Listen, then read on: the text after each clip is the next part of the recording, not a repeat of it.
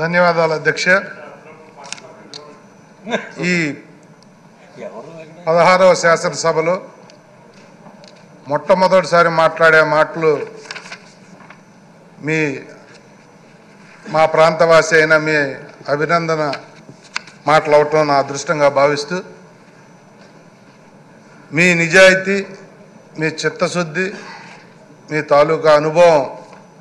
నేను దగ్గర నుంచి చూసిన వ్యక్తులుగా ఒకే పార్టీలో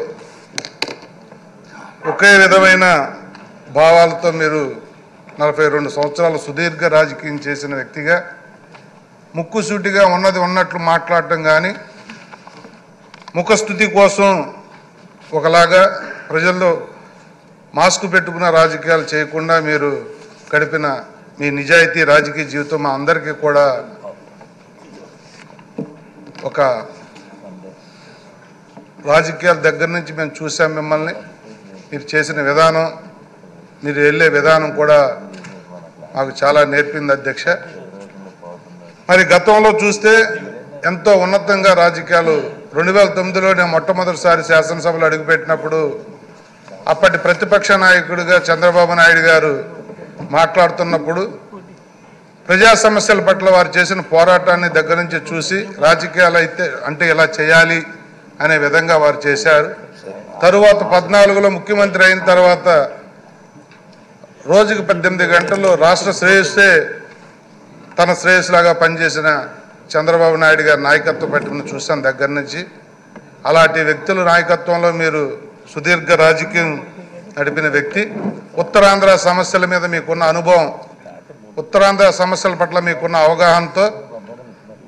మన ప్రాంతానికి ఉపయోగపడే కార్యక్రమాలను కూడా మీ పరపతితో చేయిస్తారని మనస్ఫూర్తిగా నమ్ముతూ, శాసనసభని